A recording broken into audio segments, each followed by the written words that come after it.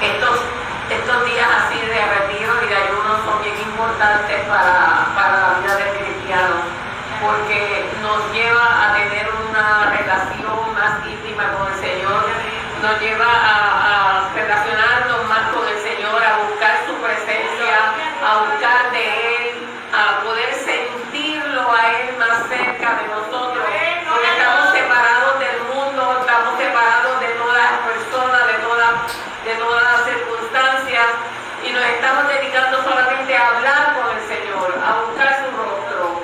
Y cuando hacemos actividades como la de ahorita, es también de su palabra. O sea, todo este día ha sido único y exclusivamente para nuestro Señor. Y eso es bien importante, hermano.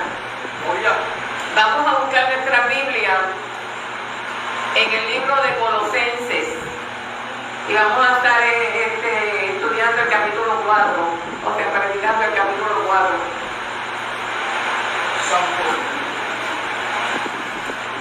Yo estaba buscando un tema para hoy, pero ninguno de los temas que yo buscaba, pues los consideraba que Dios lo apoyaba. Y pues seguí esperando en el Señor y esperando en el Señor, y cuando llegó este tema entendí que sí que era del Señor, porque era lo que estamos haciendo. Yo le puse por título La vida de oración. Así que vamos a leer en el capítulo 4, vamos a leer solamente el versículo 2 y el 3. Mientras lo buscan, vamos a estar orando por la palabra. Amantísimo Dios Todopoderoso, Padre Celestial, mi alma te alaba y te bendice, Señor. Te doy gracias por tu amor, tu gracia y tu misericordia. Te doy gracias por todo lo que has hecho, lo que estás haciendo y lo que harás por cada uno de nosotros, Padre. En estos momentos te pido que pases calor encendido por mi labio, Señor. Que solamente Señor sea un instrumento tuyo, Padre amado. Que seas tú trayendo palabra a tu pueblo, Dios querido. Te pido que seas tú, Señor, hablando, Padre, hablando a tu pueblo, diciendo lo que tú quieres que el pueblo haga, Padre amado. Te pido que te glorifiques de una manera especial, Espíritu Santo, que te dejes sentir como lo ha hecho desde el comienzo de este culto, Padre. Que te dejes sentir, Espíritu Santo, como ha hecho desde que entramos a las 7:15 de la mañana. Señor, te pedimos que seas tú glorificándote, bendiciendo tu palabra y respaldando tu palabra, Padre. En el nombre de nuestro Señor Jesucristo te lo pedimos. Amén y amén. La palabra se ve en el nombre del Padre, del Hijo y del Espíritu Santo. Perseverad en la oración, velando en ella con acción de gracias, orando también al mismo tiempo por nosotros, para que el Señor nos abra puertas para la palabra, a fin de dar a conocer el misterio de Cristo, por el cual también estoy preso. Pueden sentarse, hermano. Hoy hemos hablado mucho de Pablo, y seguimos hablando de Pablo. Colosenses es una carta que Pablo le escribió a la iglesia de Colosa. Él estaba preso porque estaba predicando, por predicar la palabra de Dios. Nosotros aquí somos libres y podemos predicar la palabra de Dios todo el tiempo y predicarla en cualquier lugar, en cualquier momento, cualquier persona, y no somos perseguidos. Pero hay sitios en que todavía son perseguidos por leer la palabra, por estudiar la palabra, por predicar la palabra. Y aquí Pablo estaba preso en Roma por predicar la palabra. Dice en el versículo 1, amos, hacer lo que es justo y recto con vuestros siervos, sabiendo que también vosotros tenéis un amo en los cielos. Ahí se estaba refiriendo a los que tenían esclavos. Les decía que amaran a los esclavos, que fueran justos con ellos, que fueran buenos con ellos, porque habían esclavos que se habían convertido y los amos no, y habían amos que se habían convertido y los esclavos no. Por lo tanto, él está pidiendo que sean tratados por igual, o sea, que no sean tratados con indiferencia ni con dureza. Pero me llama mucho la atención cuando en el versículo 2 dice,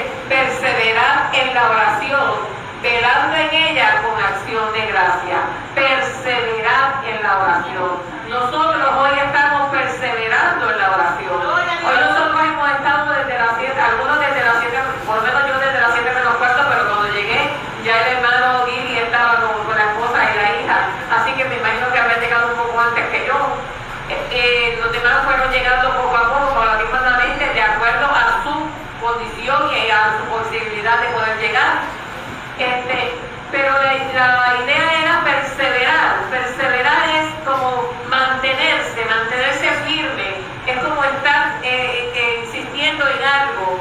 Cuando tú perseveras es cuando, por ejemplo, tú le estás pidiendo algo a Dios y Dios no te lo ha concedido y tú sigues ahí perseverando, pidiéndole a Dios lo que tú quieres que te conceda.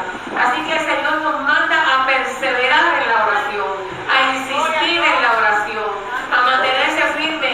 Y si vemos el Evangelio, los Evangelios, y no solamente los Evangelios, todo el Nuevo Testamento, te habla de la oración. Te habla de la oración, porque la oración es el lazo que te une con Dios, es el camino que te lleva a Dios.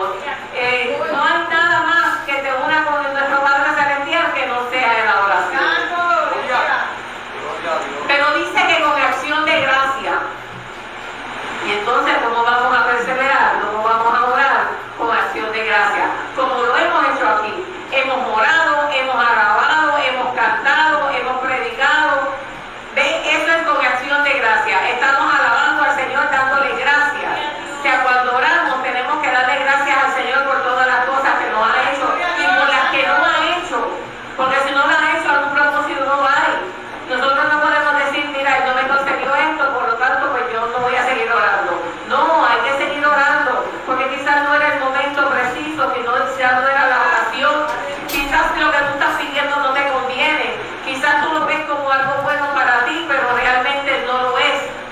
Y el Señor como hijo nos cuida, nos protege. Porque ¿qué padre le va a desear mal a un hijo? Por lo tanto, si pedimos algo que no nos conviene, el Señor lo retiene y no nos lo da. Y dice, orando también al mismo tiempo por nosotros. O sea, estás orando por ti, pero también ora por quién, por el que lleva la palabra. Ahí Pablo estaba diciendo, ora por nosotros que estamos aquí por predicar la palabra. O sea, nosotros oramos por nuestras situaciones, oramos por nuestras condiciones, pero también tenemos que orar por nuestros pastores. O sea, nuestros pastores tienen que estar en nuestra oración. No es una oración que no incluya al pastor. Nuestra oración tiene siempre que incluir a nuestros pastores, porque ellos son los que están al frente, porque ellos son los que llevan la palabra, porque ellos son los que Dios usa, porque ellos son los que nos alimentan, porque ellos son los que nos aconsejan, ellos son los que nos consuelan cuando estamos tristes, porque ellos son los que están usados por Dios. Así que nuestra oración siempre debe de incluir a nuestros pastores. Dice, para que el Señor nos abra puertas para la palabra. Imagínense si nosotros no oramos por el hermano Murcillo, vamos a poner un ejemplo, que es el que está tocando y abriendo puertas, el que está levantando obras en diferentes lugares. ¿Cómo va a ser atacado por el enemigo? Si nosotros no oramos por él, entonces el enemigo se va a aprovechar. Porque el enemigo no quiere que él siga haciendo el trabajo que él está haciendo. Él está abriendo puertas, él está tocando puertas en las casas, él está implantando iglesias. Y eso el enemigo no lo quiere. Santo Dios, aleluya. Oh, mi alma te alaba, Señor. Porque cada casa que él entra para predicar la palabra es un alma que le quita al enemigo. Así que tenemos que cubrir a nuestros pastores con oraciones. Dice, a fin de dar a conocer el misterio de Cristo por el cual estoy preso. Pablo estaba preso, ¿por qué? Por dar a conocer el misterio de Cristo. ¿Y cuál es el misterio de Cristo? La salvación. Es el Evangelio. Esto es que Él viene pronto. Es que nosotros no nos vamos a quedar aquí. Esto es pasajero. Que dure, ya llevamos 24 años, pero eso no significa que no va a llegar. La venida del Señor está más cerca de lo que nos imaginamos y cada día estamos más cerca del rapto. Tenemos que luchar, por eso tenemos que seguir orando. No podemos descuidarnos en la oración. Maravilloso Dios.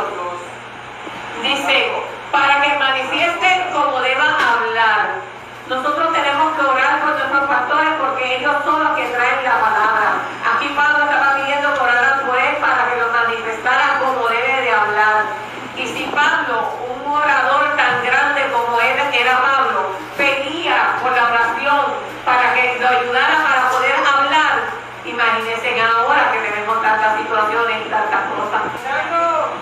Así que tenemos que orar por los pastores, hermanos. Tenemos que orar por nosotros, pero tenemos que orar por los pastores porque ellos son los que llevan la palabra. Ellos son los que nos alimentan.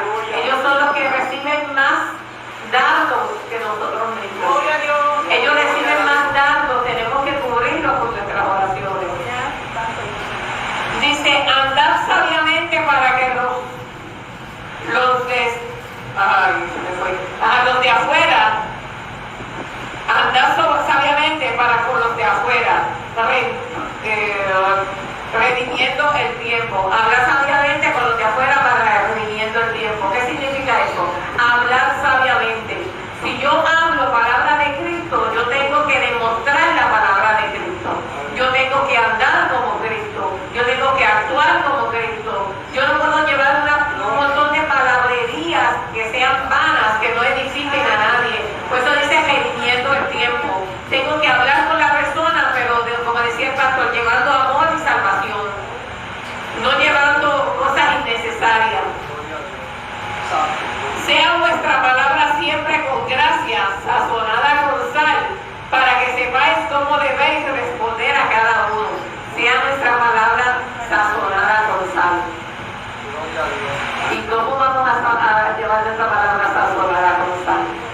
La palabra dice que nosotros somos ¿qué? La sal de la tierra.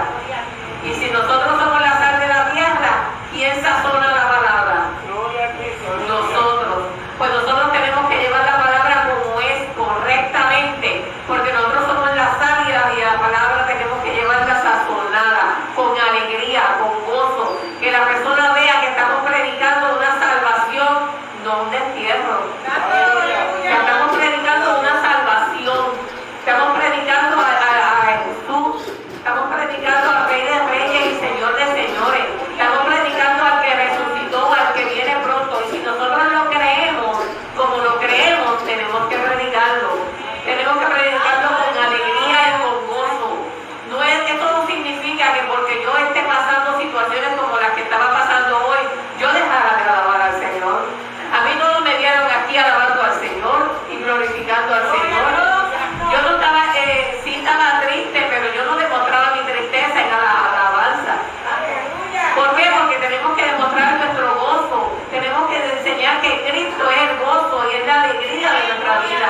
Que nosotros estamos gozosos porque vamos a una vida eterna.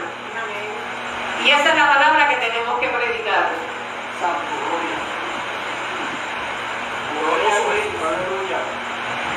Dice, todo lo que a mí se refiere os lo hará saber Tíquico, amado hermano y fiel ministro y consiervo en el Señor. Cuando nosotros no podemos ir a un lado, siempre tenemos una persona de confianza. Una persona que le decimos, mira, vete a tal lado y ora por tal persona. Vete a tal lado, esa persona necesita palabra y háblale. Nosotros tenemos, aunque a veces pensamos que no, pero vamos a decir un ejemplo. Voy a tomar a Wilma Vargas con Wilma Negrón. Un ejemplo, Wilma Vargas tiene que orar por alguien, pero no puede llegar, y Wilma Vargas, Negrón sí puede llegar. Pues ¿qué ella hace? Llama a mami, le dice, mami, tú estás más cerca de fulano y fulano necesita la oración, ora por él. ¿Ves? Eso es tener a alguien a quien encomendar una dirección, una encomienda. Cuando no podemos ir y tenemos a alguien cerca que confiamos en esa persona, podemos pedirle que lo haga. Y ahí eso fue lo que hizo. Por eso dice, todo lo que a mí se refiere os lo hará saber Tíquico. Dice, el cual he enviado a vosotros para esto mismo, para que conozca lo que a vosotros se refiere y conforte vuestros corazones. ¿Y cómo va a confortar, cómo tú confortas un corazón ajeno? ¿Cómo tú vas a confortar una persona si no es con oración? Cuando tú ves una persona triste, que tú le dices, ven, vamos a orar. ¿Y qué estás haciendo ahí? Confortando el corazón. ¿Qué iba a hacer Tíquico? Confortar a Colosa con las oraciones.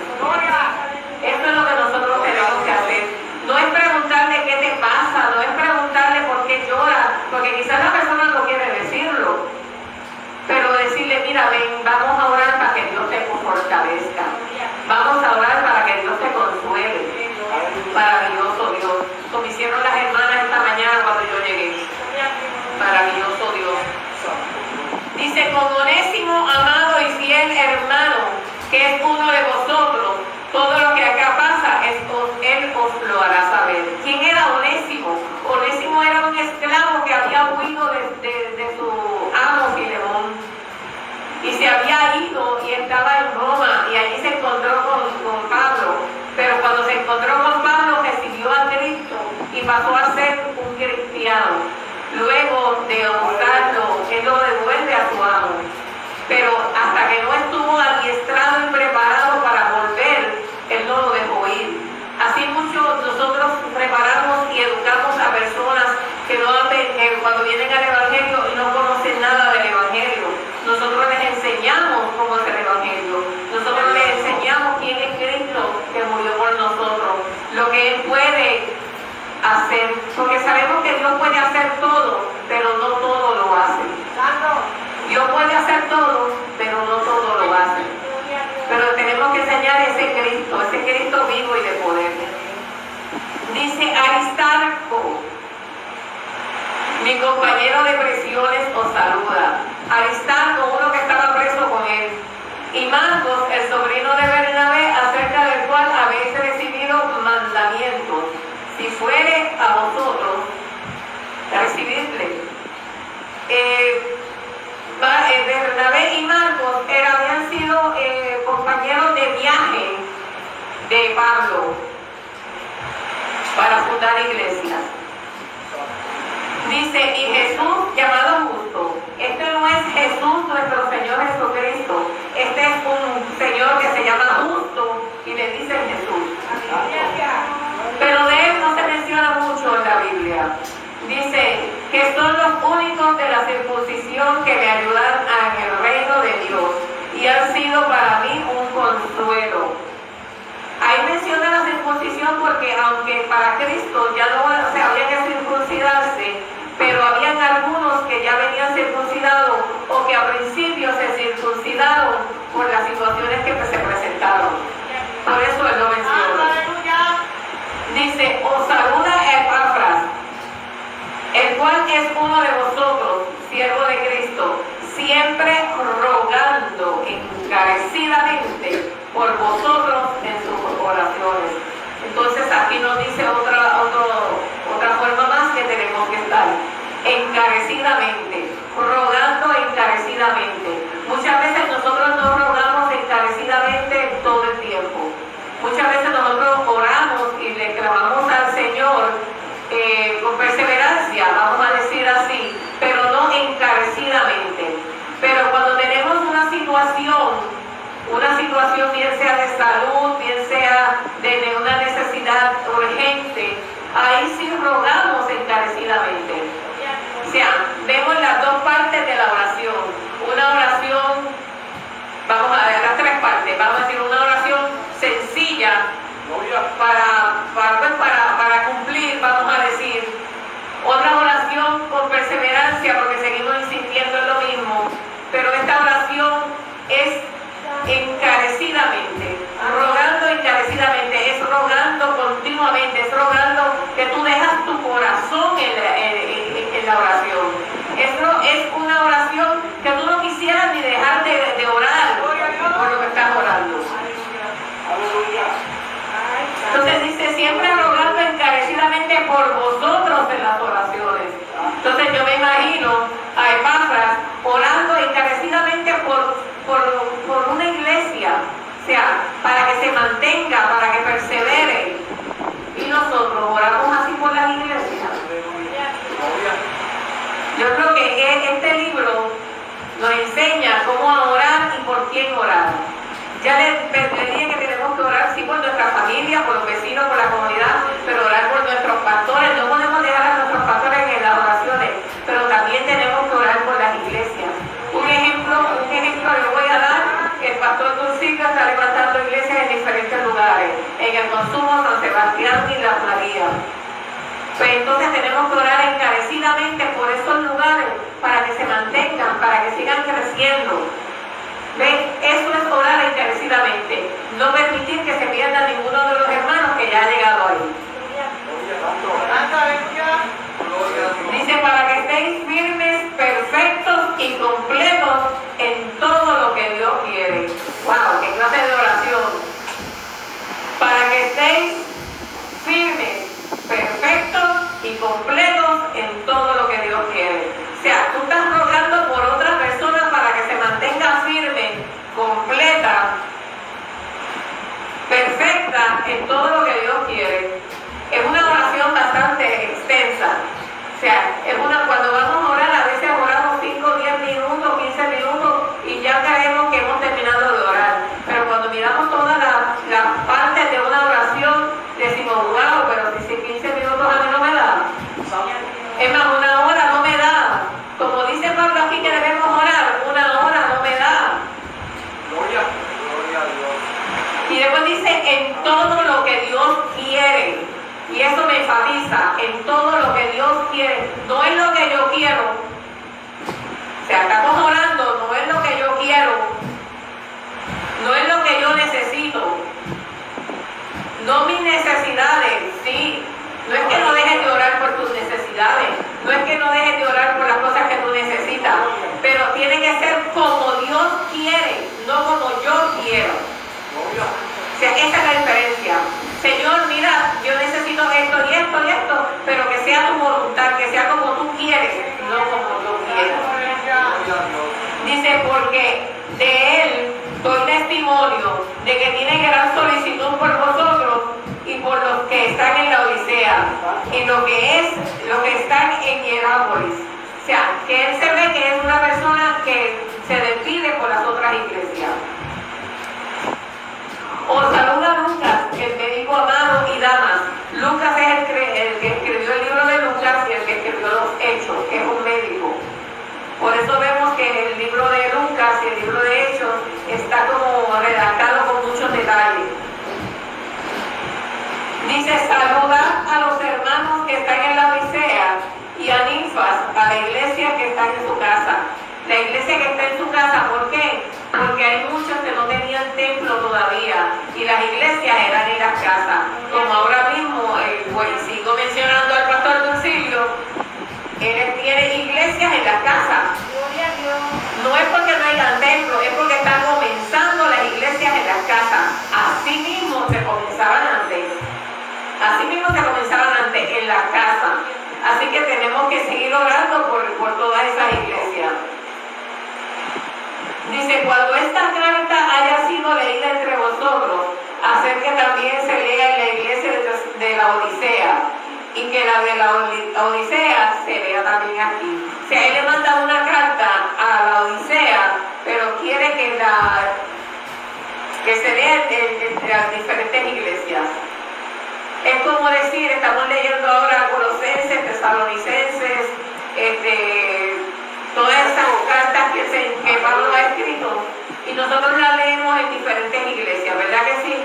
Pues entonces, cuando Pablo estaba preso, que escribía las cartas, él las mandaba a una iglesia, pero también quería que esa carta pasara a otra iglesia a leerse, porque fortalecía, porque animaba, porque daba amor, fortaleza, confianza. Dice, decid a Arquipo, mira que cumplas el ministerio que recibiste del Señor. Parece que Arquipo se había alejado un poco, se había como aguantado, se había como retenido, como muchas veces nosotros lo hacemos también. Vamos a la iglesia, pero no hacemos lo que tenemos que hacer y como que nos retenemos un poco. Pues él lo está como animando. Dice, mira que cumplas el ministerio que recibiste del Señor. Muchas veces nosotros recibimos ministerios del Señor y sabemos que lo recibimos, pero no lo hacemos, no lo usamos. Recibimos el ministerio por decir algo, de cantar, de alabar al Señor, y cuando vamos a la iglesia y nos piden que cantemos algo, no lo hacemos. Y parece que aquí pues estaba así. Por eso esta carta es de beneficio para toda la iglesia. Mira, si el Señor te dio a ti un ministerio de cantar, Canta, alábalo, porque para eso te dio el ministerio. Si te dio el ministerio de oración, ora, porque para eso te dio el ministerio. Si te dio el ministerio de predicar, predica, porque para eso el Señor te dio el ministerio. El Señor no nos da ministerio para que lo engavitemos. Él nos da el ministerio para que lo usemos. Luego termina diciendo la salutación de mi propia mano, de Pablo: acordaos de mis prisiones, la gracia sea con vosotros. Amén. Acordaos de mis prisiones. Fíjense que él está clamando por la palabra y enseñando a orar y enfocado en la oración, pero él no dice en ningún momento: mira, ora por mí para que me saquen de aquí. Ora por mí para que me traigan comida. Ora por mí porque estoy enfermo. Él no pide oración para él personalmente. Él pide oración para llevar palabra.